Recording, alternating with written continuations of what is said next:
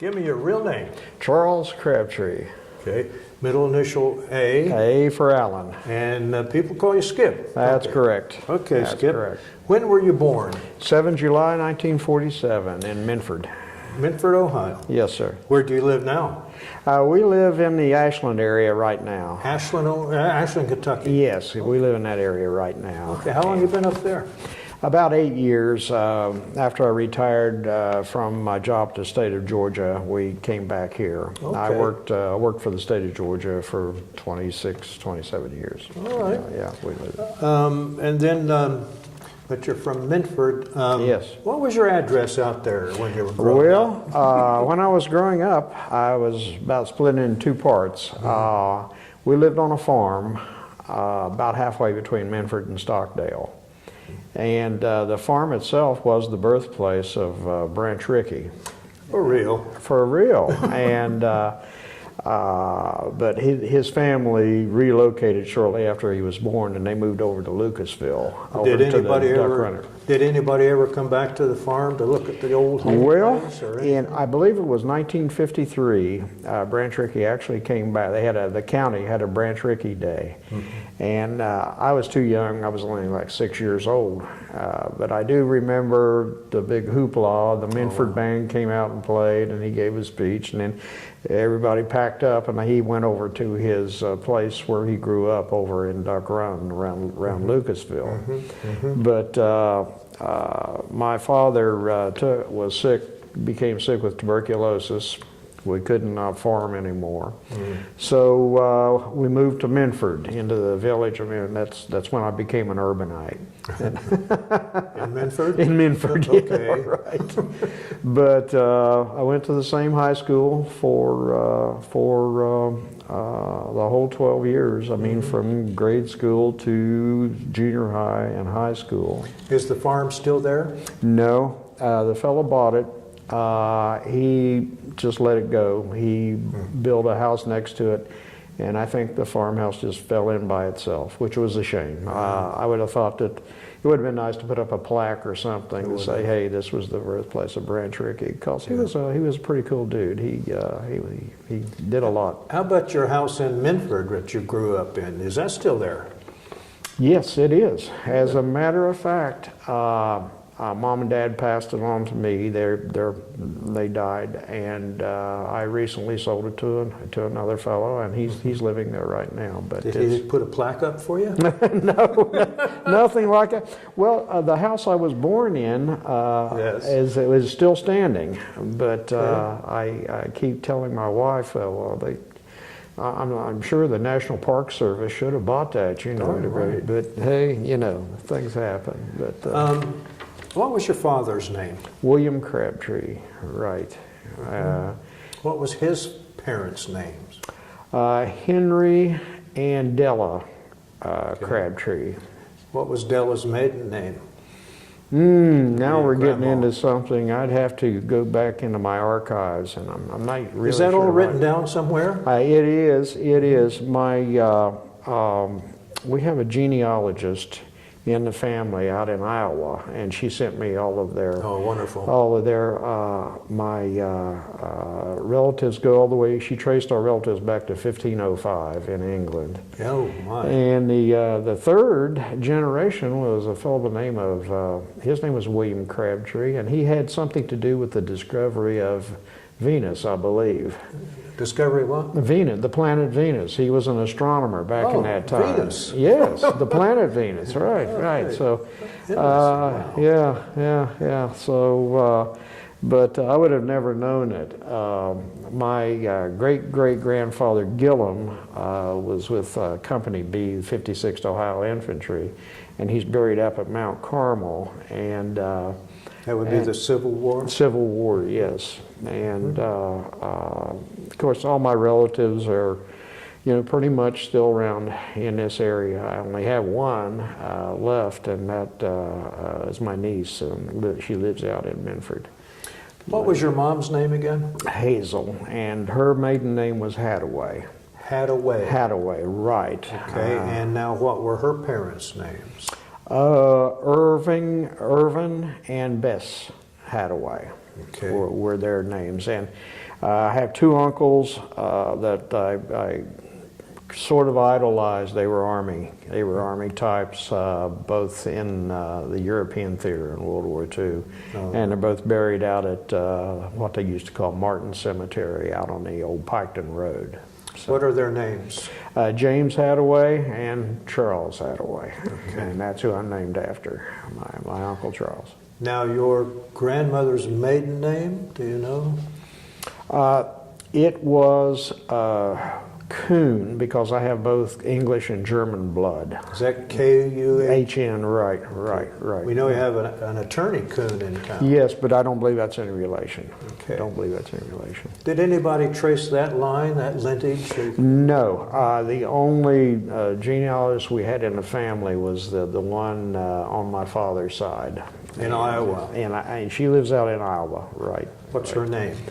Paula Swoop was her name. Did you have any brothers and sisters? Yes, I am the only one in the family that made it past 50 years old. Oldest brother died when he was 40, the next oldest when he was 45, and I have two sisters who died in infancy. I see. So I don't come from a real family of long livers. So Well, I think you you're gonna better make it hurry up the interview. So You'll make it through the day, okay? Not a very long-range forecast. no, there is not. Okay. No, there isn't. What did your brother pass for? What was I have a strain of diabetes that runs in my I see. family. My father had it, my oldest brother had it, and so did my next oldest brother, and they succumbed to that. So you graduated from Minford High School? Minford class of 65. I always tell my people or my friends that I was an indifferent student and a mediocre athlete. And actually, my coaches, if they tell you, they would say I wasn't even up to the level of mediocre, but I tried hard. So Good. And now you died in '47. You graduated. What did you do then? Did you go to work or did you join them? I graduated from Minford High on a Saturday night, and by Monday afternoon, I was at Fort Knox. Were you? Really, I went. You probably followed the same route that I did. The old Ventura Hotel up in Ashland, and then, No, I was in ROTC up at Ohio University. You were. I see. They sent me down to San Antonio. I see. Fort Sam Houston? Yeah. I see. I see. No, Let me ask you this though: what made you go in the Army 3 days after you graduated? well, actually, I had enlisted actually 2 weeks prior to graduation. Oh, okay. But I thought about, I was kind of going Marines, Army, and I think having my two uncles in the Army like that kind of sold the deal on me. What'd your parents think of that decision? They were not happy altogether about it, but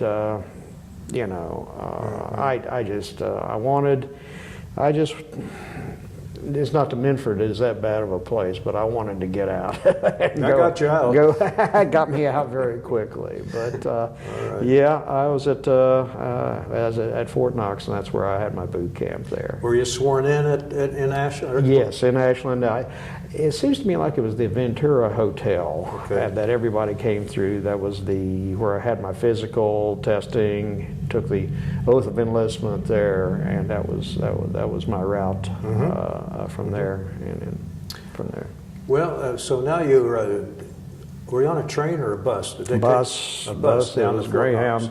Knox? Yeah, there were about, as I recall, there were about 15 or 16 of us that departed that day. So On the Greyhound? On the Greyhound. Were there civilians on the Greyhound? Yes, there were civilians, but there was one guy that carried all of our, what did they call it, the 201 file, 201 folders. And so he gave the folders to Once we got to E-Town, what they called E-Town, Elizabethtown. Elizabethtown. Mhm. And then a Fort Knox bus came out to get us. And What was that like, getting off the civilian bus and you're lining up there? Is the drill sergeant there in front of you? well, not a reception station. Our drill sergeant doesn't pick us up till we've gone through reception. Okay. And by that time, we've had all of our shots and everything, and picked up our uniforms. Mm-hmm. And then the guy with the Smokey the Bear hat comes out, and we find out real quick what Army life is like. What was Army life like? It was a culture. It was a changing culture. Now, physically, I know about 75% of my company were like me. We were just high school kids out, and we had a few that had a couple years of college or who had gone out to work, and they had not in the best physical shape, and. The first 4 or 5 weeks were tough on those guys. I felt bad for them sometimes because now my senior year I ran track, and I was in fairly decent shape, and most of us were in pretty good shape. But these guys, when they'd fall us out for that 3-mile run in the morning, because of course we ran in formation, and all of a sudden you'd see a guy giving it one of these and cutting through formation, and you knew he was Down for the count. Wasn't down for the count. But and I would hear the assistant DI just calling them everything that you can think of, and they. But by the end of the 4th or 5th week, they were running just as well as the rest of us. The Army has a way of leveling. It's a leveling. People. It's a Okay, leveling yes, it is. process. How long was boot camp for you back then? 8 weeks. Was it 8 weeks? I thought so. It was 8 weeks, right. Well, you're 8 weeks, and you graduate, I guess is the way to put it. What happened to you then? Well, I went home for 10 days, and then got back on the bus, back to Fort Knox. Did you wear your uniform? Oh yes. In '65, it was still a pride thing. And back to Fort Knox, 8 weeks of admin, which I hated. I hated every week of it. Administrative, okay. Hated it. Yeah. What And- branch is that? Is that adjutant or what branch? Well, it was, I think it fell under the AG school at that Okay, time. something like But it was not what I wanted. But then the Army doesn't really give you what you want most of the time. So, Did you train with M16s at that time, or booted with the M14. M14. Once I got to my first duty station, then I requalified with the M16. okay? And then I also had to qualify with the 45 pistol because I had courier duties, and couriers carried right. 45s. So now, how long was admin school? Admin school was 8 weeks, and then we get the orders. That 8 weeks sounds like it was longer than the 8 weeks. Oh, for boot camp. good Lord. I hated it. But at the end of the 8 weeks, you have the process again of orders coming down. Right. And at that time, they grouped our orders. We were grouped by where we were going. And we had a few people go stateside. We had a few people went to Nam right off the bat.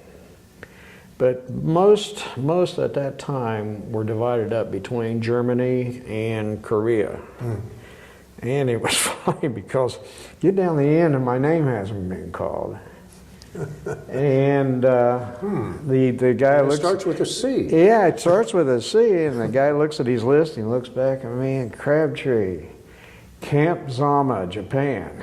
And everybody turns and looks at me, you dog. I mean, you dog. How did you do that? Because Camp Zama was a plum assignment. It was a dream shot. You must have had a high score.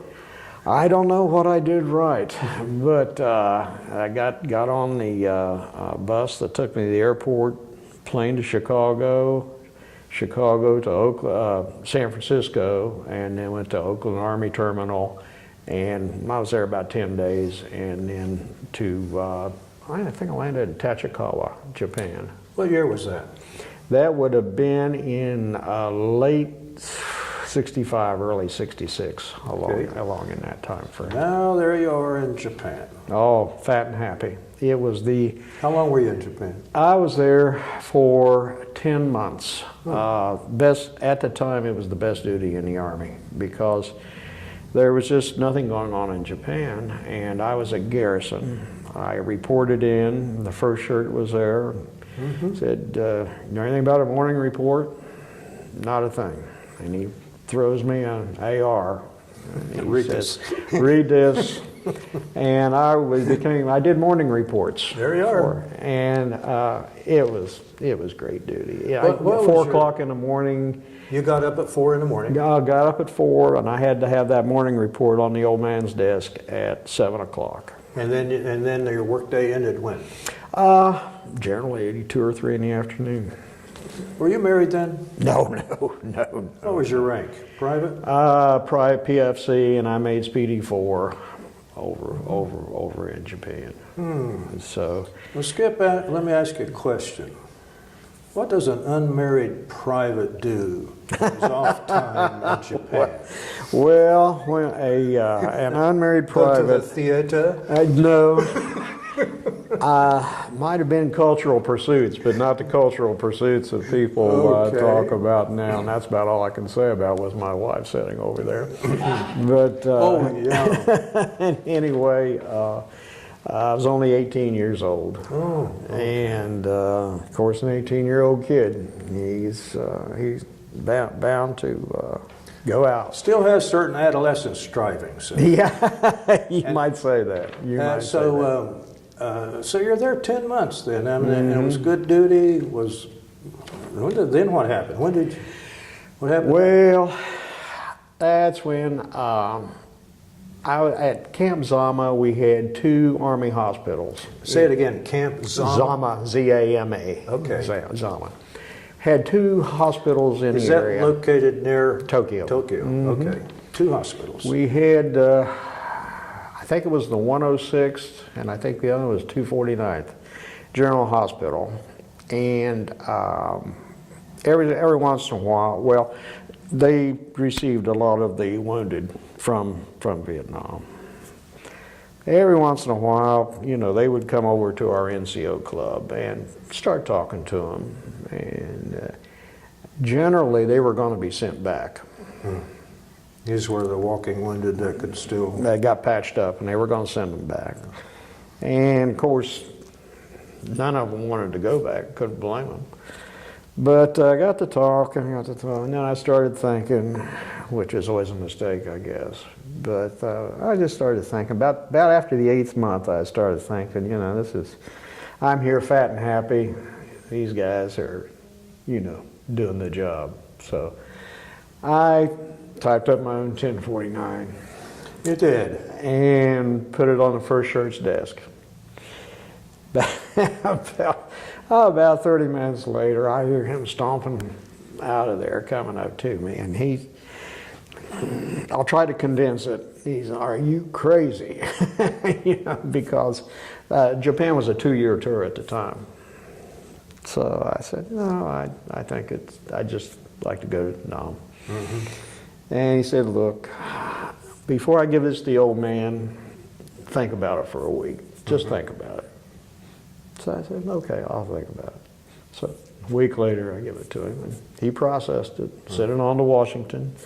And about 2 months later, my orders came down. I went to Yokota Air Base that time, and what was it? I think it was about an 8-hour flight. I was at Thompson-Upton. Okay. Took a bus out to the 90th Replacement Battalion, which was in Long Binh. And I got my assignment. I was assigned to the 2nd Field Force. 2nd Field Force? 2nd Field Force. We had a 1st Field Force and a 2nd Field Force in Nam. What they were corps level. In World War II, you would refer to them as a corps. I was in the G3, and we had an operational thing over the 1st Infantry, 25th Infantry, 9th Infantry, 196th Light Infantry, and associated units, associated support units. As you know, in the Army, you have a primary MOS, secondary MOS maybe, and a duty MOS, which is usually your primary MOS. My primary MOS was still an admin, but they changed my duty MOS to an 11 Foxtrot, which was an infantry operations and intelligence. 11 is infantry now. Yes, but a disclaimer on that. My duties were more as a courier and an aggregator. What's an aggregator? Of data. I don't know, at that time, you know, you remember Robert Strange McNamara. He was a bean counter. And the Vietnam War was unique because, like in World War II and wars like that, you measure a war, how you're doing in a war, by the ground you're taking. Well, of course, you know, Vietnam was never that way. It was a bean count. It had these things called body counts and things like that. So it was my job and my job of people around me to count. I mean, we didn't go out and count bodies, but the information filtering up from the infantry divisions, we aggregated that data, and then it went further up. And we just like killed in action, arms captured, rice captured. And I never did understand, why are we counting rice? I mean, we destroyed 5 tons of rice. Well, why? Right. They're just going to grow it back again. But the Army was the whole war was a strange creature. It was just a very strange creature. How long were you there? 13 months. I had heard and read that when body counts came up, it got exaggerated up the line. Oh, there was no doubt in my mind that happened. The standing joke was, well, here's an arm over here and a leg over here. Well, we killed 2. But it was just a very strange place. Were you attached to? Well, you're in the corps level there. Okay. Were you ever out in the field? Yes, but nothing like an 11 Bravo. We would go out. 2 operations I do remember was, I think it was Operation Cedar Falls and Operation Junction City. Went out for brief time periods like that. Did you actually have to count bodies? No, never did. We always, it was a data thing coming to me, and by that time I'd learned not to volunteer any further. So we took, actually when I went to the field, you generally choppered out or Jeep, and most of the time I only had a 45. So it was a Were you ever shot at? Yes, mostly in the realm of mortar attacks and things like that. What was the purpose of your going out into the field in the first place? Most of the time the data came to us. There were times where we had to go. If we did not have the data that the higher ups wanted, then we went. I had a counterpart with every infantry division, and most of the time the stuff went in a pouch, came to us. But there were times we had to go get it. We had to go get it, and it was never. To tell you the truth, I never felt I was in any particular danger. I mean, things happen. I mean, you can't do anything about a mortar attack or stuff like that. So we've interviewed other fellows that were in the thick of it, but I remember a friend of mine telling me he went to Vietnam and never heard a shot fired. Well, depending on where you were in Nam, as I said, it was a strange country. You could be Now, like 4 Corps, 2nd Field Force had operational control over both 3 Corps and 4 Corps. Down in 4 Corps, they had an in-country recreation area. It was called Vong Tau. I never made it. But Is R&R for the soldiers? yeah, it was a 3-day R&R for it was just an in-country R&R. But I never made it down there. I was always. Where did you go for your R&R? Or did you? I went back to Japan. Did you? Well, I had. You knew the town. I knew the town. I knew the lay of the land, so to speak. At that time, you had your choice of, I believe it was Hong Kong, Singapore. They had not opened up Australia at that time. I would have been interested in Australia, but it was not open at the time I was there. A place called Kuala Lumpur. Malaysia. Malaysia, and didn't make it there. Mm-hmm. But How many days R&R did you have? it was a 7-day. 7 days? 7 days, right. So was that about at the middle of your tour, or and then? You were, in my outfit, you couldn't go until you'd been there 6 months. Mm-hmm. And, but some guys waited until their 10th month or something like that. Okay. But I went, it seemed to me like it was about the 8th month. You were there around 13 months, you said, something like that? Mm-hmm. I just missed the Tet Offensive of '68. I missed it by about 3 months. And strangely enough, it didn't disappoint me. You weren't disappointed? I wasn't disappointed at all, no. After I left Nam, I had another pretty good assignment. I was an instructor in Hawaii. Okay. So that was... You instructed admin? No, I instructed. By that time, I'd acquired enough knowledge of the infantry to know what I was talking about. Okay. So it was a reserve outfit in a place called Fort DeRussy, which is downtown Waikiki. Too So bad. it was it was rugged duty. Well, now that's quite an interesting, bookending Vietnam is this great duty in Japan, and then this great duty in Hawaii. Great duty in Hawaii. When did you leave Vietnam? In November of '67. October, I was there for 13 months, October '66 to November '67. And you flew to where?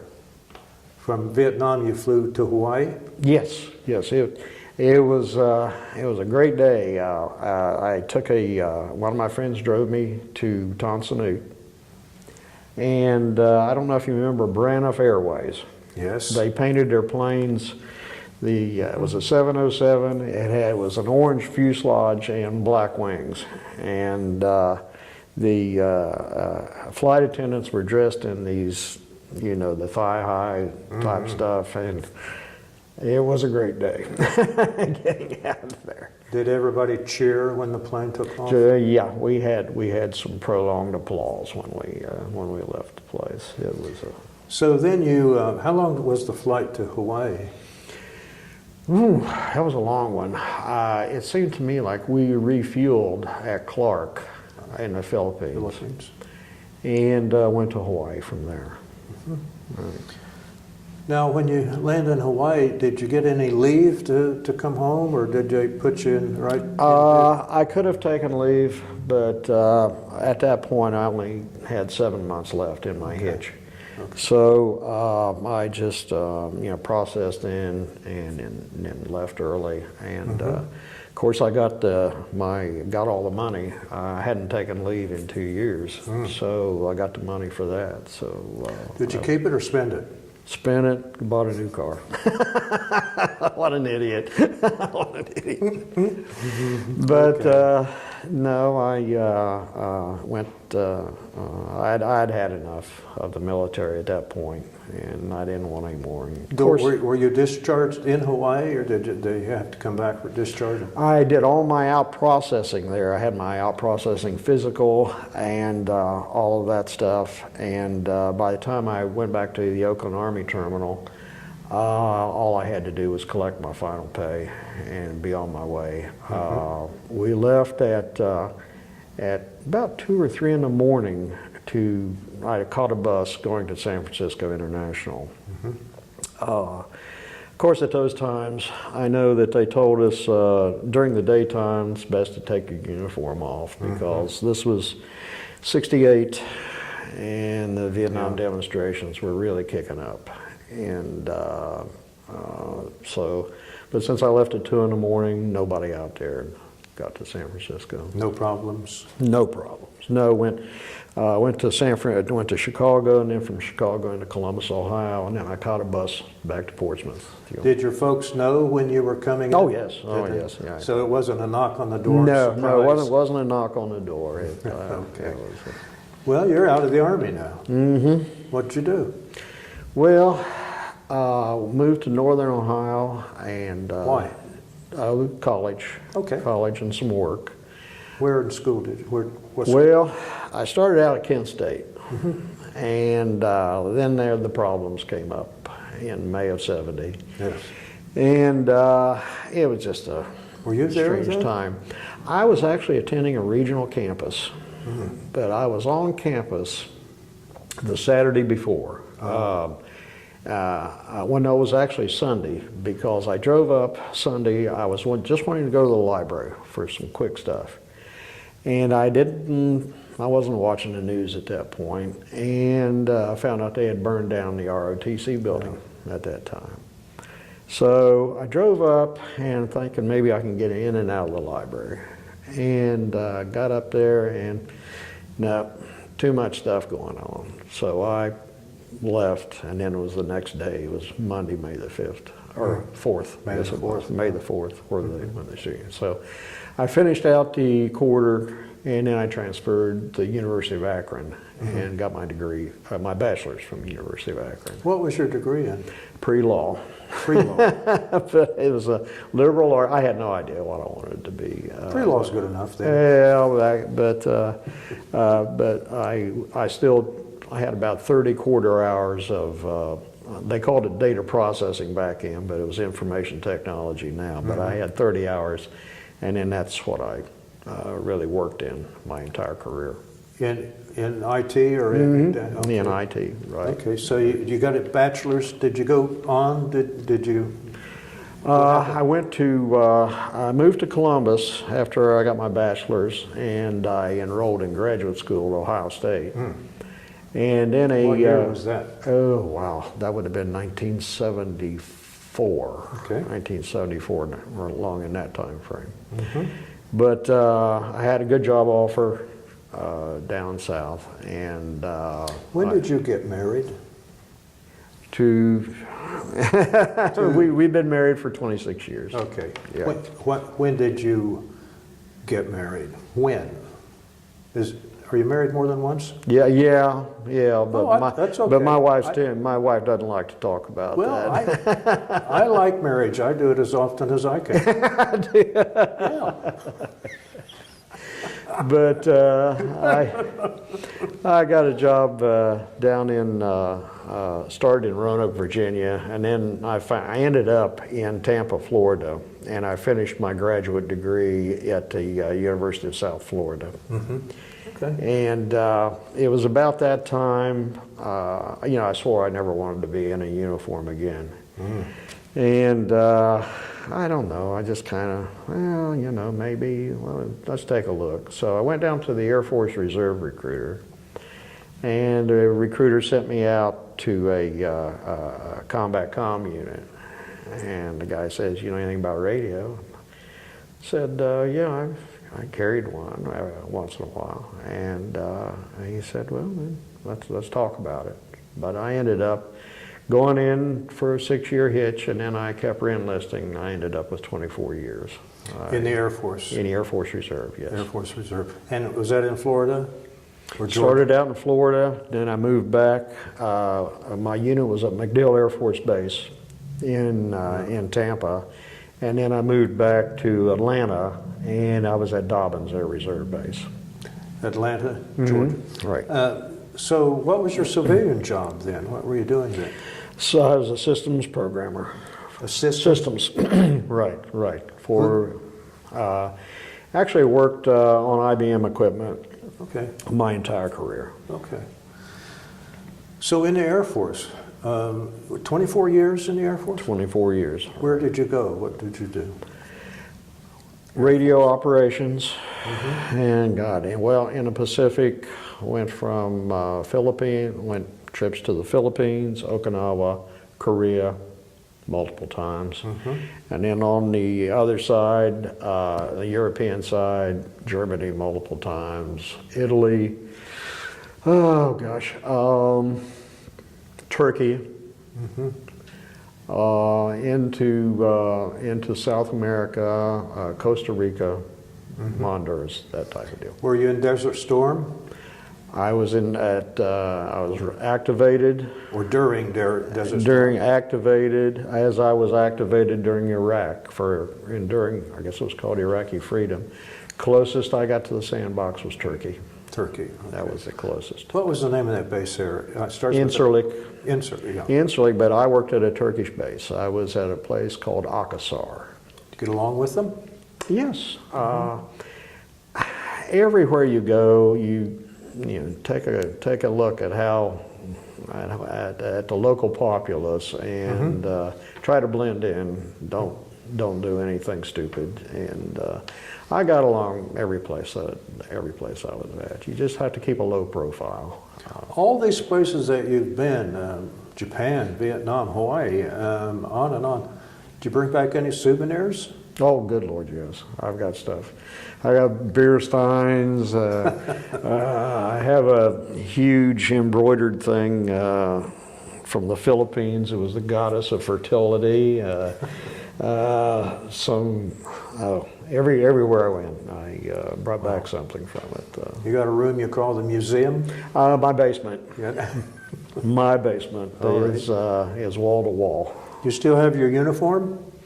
I have a uniform that I envision as my burial uniform. Oh, I see. And Air Force or Army? Air Force, right.